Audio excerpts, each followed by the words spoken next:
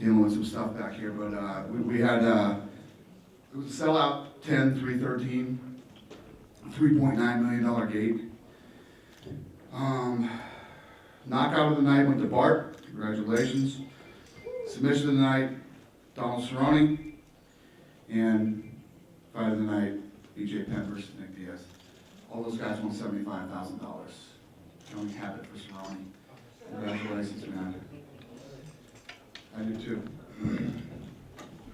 Nick Diaz should be out here in a few minutes. BJ Penn had to go to the hospital. Who's first? Kev? Dana, if you could comment first of all on the star that's arising in Nick Diaz and sort of like, just, all of a sudden he's like crazy over the top popular. Just wonder if you could comment on that first of all. Yeah, he did. He blew up out of nowhere, and part of it is his attitude. And, I think people love real fighters, and that kid is definitely a real fighter. In the 10 years that we've all seen BJ Penn perform and fight, you've never seen BJ Penn busted up. I mean, even his fights with, where he was on the bottom, getting smashed by Hughes, getting smashed by St. Pierre, he doesn't cut, he doesn't bleed, he doesn't swell up, he doesn't, it's like he's got leather skin. He got busted up tonight, let me tell you. Nick Diaz is the real deal. He came out tonight and proved, and to give BJ credit where credit's due, what a warrior to stand in front of him for 3 rounds, right in the pocket. I honestly didn't know if BJ was going to answer the bell for the third round. I honestly didn't think he was going to, and he did. And as exhausted as he was, there were moments where he was firing back, and gotta respect it. Gotta respect it. In talking about Nick, you have, especially with some of the champions, low-key personalities, George and guys that are low-key, and they're not. And Nick is a kind of brings a different element to it. You think? And I do think. And do you think that that's good because does the sport need a little bit of that sizzle? You kind of got the other part, but do you think right now that you need that kind of personality? I don't know whether it's good or bad or what it is. What I love is, like I always say, it's real. This is real. And I've said about Nick Diaz, I don't want Nick to not be Nick, but I wanted him to play the game a little bit. He had a little bumpy start. We'll see how this ride goes from here on out. But I got some stuff to tell you guys when Nick gets out here. We're waiting for him to. Tonight has been crazy, man. But I'm not going to say it until Nick gets here. And I have one more question for you and then a question for Roy. Can you comment on Crow Cop retirement and also BJ, and I don't know if he was serious or not, but he said that he was going to retire, and what they both have meant to the sport of mixed martial arts and to the UFC? Yeah, Crow Cop's been a good guy since the day we signed him. Again, a guy who's a warrior, a legend, has done tons of great things in the sport, and I know he's very disappointed with his run in the UFC, but I said it to you guys at the press conference before. I'm 42. At 38, to still be out there fighting with guys that are a lot younger, faster, explosive than you is, and he came out and he did what he said he was going to do. At the press conference, he said, "I'm going to give you guys a fight, whether I win or I lose. There won't be a boring fight like the Frank Mir fight was," and it was not. And then BJ, that's never happened to BJ before. What happened to him tonight? He said he wants to retire. We'll see how that plays out. I don't know. I didn't hear it, but we'll see how that whole thing plays out. And then Roy, if I could ask you, you had talked before the fight about facing the legend and everything. Now knowing that you're kind of the guy in the record books that put him into retirement, I know you wanted to win. It was an important win for your career. Is it a melancholy feeling just knowing that the guy that so many people look up to in the sport is now retired? No, it's just in there. Like he came to bang, and he came to throw, and like if he didn't want to retire, he could still fight. He's still one of those guys that hits hard. He's very competitive. It's just one of those, like, for me, I just wanted to make sure I was, the guy that goes out there and just wins, and especially it feels good to be back in the W. Go ahead, whoever said Dana. Dana, did you have a chance to talk to either Crow Cop or BJ afterwards? Crow Cop left earlier. He just wanted to get out of here. He didn't want to stick around. He was upset. And then they took BJ right to the hospital. And if I could talk to Czech, please. Czech, obviously kind of an interesting fight tonight. Probably didn't play out the way most people thought it would. Can you explain kind of what was going on through the course of the fight and, kind of the lack of activity from both of you? Yeah, so I was expecting to exchange more than I did tonight. So I wanted to see what he would do. I guess, just spacing me. And at the last round, I just decided to go forward. So I don't know. So most of the time when I fight, I can say everything is exciting, but I was kind of slow, So I got the code, and those things make me very different. But and also the pressure, kind of pressure, that people say, yeah, you good, you did a great job, before, and now that's the time. It's time to come back and get the opportunity to fight for the belt. Just try to be the next contender. So I just try to save my position. Don't push me too much, but just end up the fight. That's what I did. Thank you. If I can talk to Donald real quick. Obviously, walking into this fight, you said that Dennis was kind of a one-dimensional striker and you weren't really overly concerned. How did things play out versus your expectations? I know you're typically critical of yourself even when you have great performances. Yeah, I was just looking, he dropped his hand a lot. I was just kind of looking at the high kick and I didn't turn it over. I missed my shot to the KO. Like, okay, I gotta just work on things I need to work on. But no, I wasn't impressed with the striking. I want to show the world what real kickboxing looks like. So I was glad to go out there and, keep time technical. $75,000 bonus, but also lifetime passes to bull riding. Which one means more to you tonight? How do you compare those? Yeah, man, I'm going to watch the finals tomorrow. I'm super excited about it, man. A lot of my friends and go in there and just watch some shit and get. It's gonna be a good time, man. Hey, 75K makes towards getting experience a lot more fun. So. And I know that lastly, I know you say that you're not really worried about what happens. You do want to fight again before the end of the year, but people are starting to put your name in the title contention. You want to fight again for the end of the year, but if your name was in that mix, would you want to sit on the sidelines and wait for that shot, or is it just about fighting? Fight. Yeah, I want to fight. I want to just keep fighting. I don't want to sit and Question for Roy, please. Roy, congratulations. It seemed like at the beginning of the second round, you guys both kind of rocked each other. I was wondering when Mirko hurt you, how badly were you hurt there? When I hit Mirko, and I was like, okay, this is my time. I'm gonna go out there and try to capitalize on it because I kind of hit him a couple times in the first round. Second round, I hit him, and I just really wanted to kind of just make him pay. And then I walked right into a left hand, and then it put me on the defense real quick, and then he kept on coming, and until I got my head straight, and then it came back, and then I got takedown, and then the crucifix and whatnot. So It seemed like the first round was really close, but all three judges actually gave it to Mirko. Does that surprise you, or did you feel he was kind of maybe getting the better of you in the first 5 minutes? oh, you know what? I couldn't even. The first round I thought I had in the bag, so I wouldn't even. I can't even believe I have to see what the judges saw. And then just lastly, hate to have a question about your appearance, but did the beard have to go right after the victory? No, not really. It was just one of those things. I knew you guys, press people, it's gonna be on a slow Monday, so give you guys something to talk about.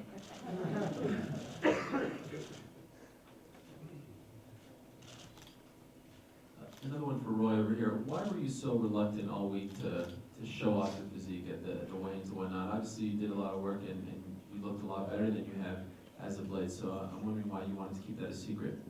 Not really try to keep it a secret. I think the biggest thing that I wanted to do is the porn industry is kind of going down, and if you want to see a half-naked man, you're gonna pay for it. So, and apparently everybody paid for it. What did you do to lose that weight? Secret ninja training. Still not going to give us a serious answer on it, No. right? Did you cut your hair also, or only the beard? I can't really tell what's going on in the back. That's my Steven Seagal ponytail. Over here for Bart, congratulations on your first UFC win.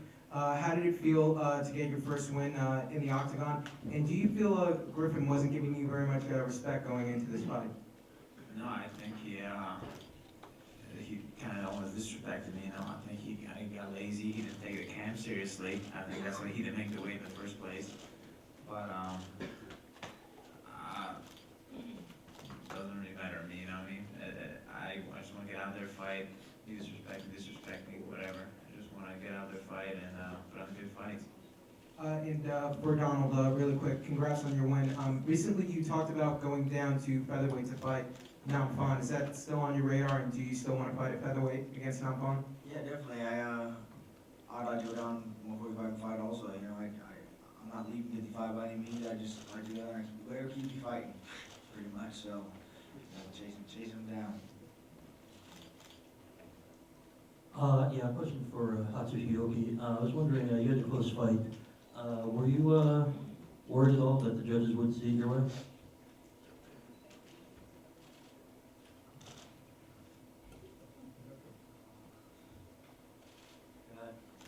It was a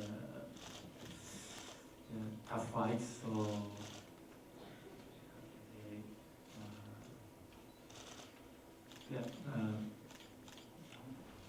I think I got the second round, and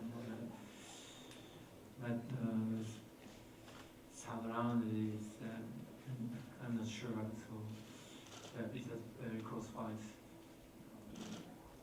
It's possible to his win. In that third round, when he took you down, it looked like you were trying to go for some of those subs that you like. But he was fending it off pretty well. How worried were you that you needed to finish? I think I need to finish the fight. Yes. Okay, thanks.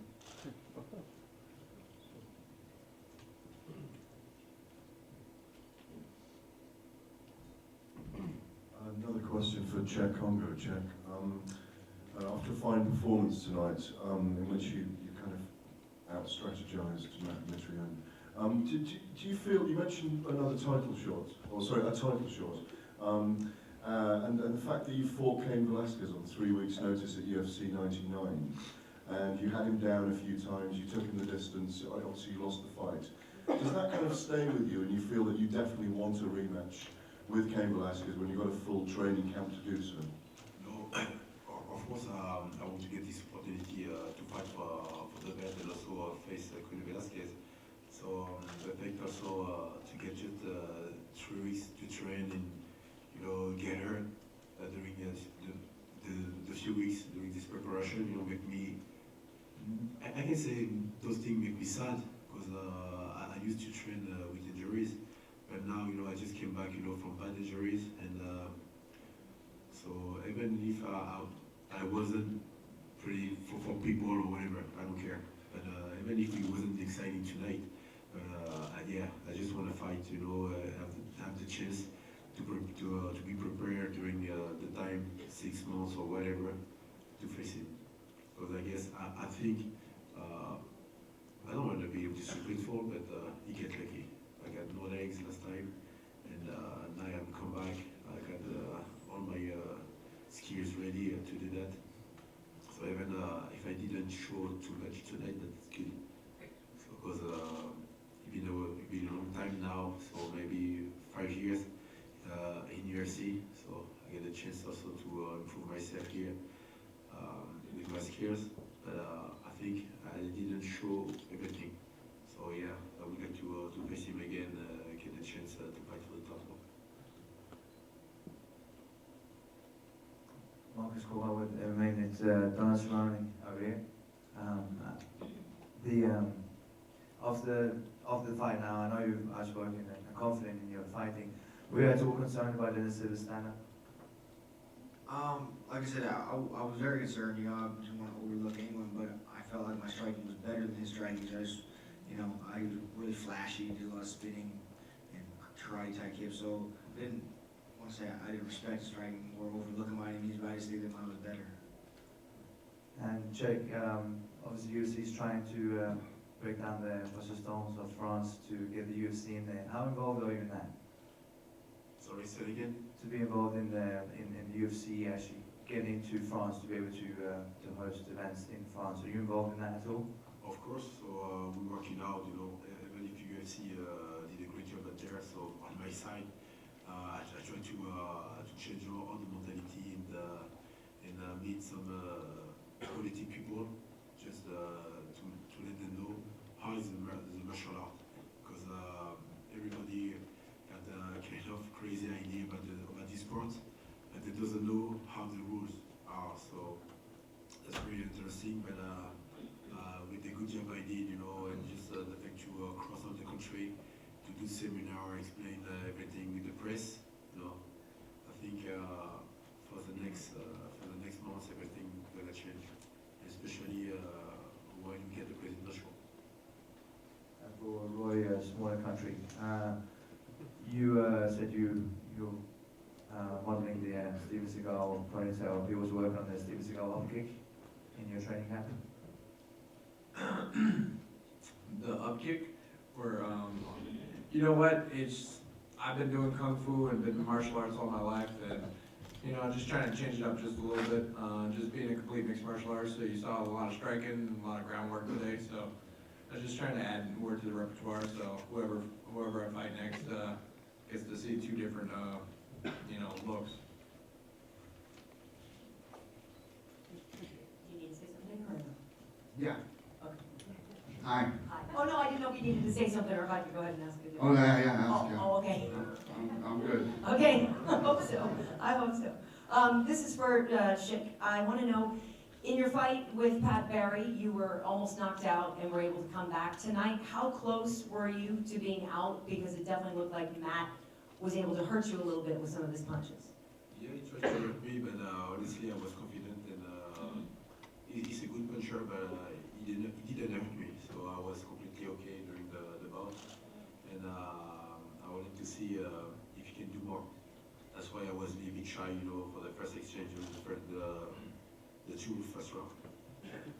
Okay, and for Roy, how much did the two losses prior to this one weigh on your mind? You know, backstage in the locker room, coming out, is that something that was, you know, in the front of your mind, or were you able to shake it off and just go out and fight? You know, the one thing when you know, as a fighter, if you start dwelling on the past, that's what usually like fans or the press always dwell on. It's kind of like press, you know, if they write two bad articles, they should worry about getting fired too. But for the most part, you know, as a fighter, all you do is go out there and fight. If you give 110%, you know, you can always leave with your head held high. And the thing is, I always leave everything out there, and that's what I always do. So, you know, that type of pressure is never on me. And how much better did you feel at the new weight? You know, I talked to Dan Hardy about it before, and he said that, you know, you lost about 25 or 30 pounds or so, and how did you feel physically? He dropped another 25 after he shaved tonight. No, you know what? I feel good. I feel this, you know, same Roy Nelson, just trying to be more active, trying to be a more complete mixed martial artist by adding, you know, takedowns with the, you know, kicks, and still 100% in the UFC with kicks. So, but it's just, you know, it's just one of those things. Just trying to be a complete mixed martial artist and just keep on adding to the repertoire and adding more tools to the belt. I had to take a phone call. No, Nick has drank 10 bottles of water and still hasn't peed. So they're going to bring him out here now and have the commissioner sit with him. I'm sure once he gets out here and sits up here, he's going to have to pee as soon as he gets here. But he's coming right now. They're bringing him now. Donald, there was talk before, over here, hi. There was talk before about you moving down to 145 after this fight. You were talking about it. Is that not interested? Are you not interested in that anymore? No, I'm definitely interested. Like I said, I just want to keep fighting. So whatever I gotta do to just stay active and keep fighting, that's what I want to do. So you would go between? Yeah, I'll fight anybody, anywhere, anytime. I don't care. I do not care. And that's my God-given truth. So if I gotta go down, I gotta go up. I just want to stay fighting, stay active.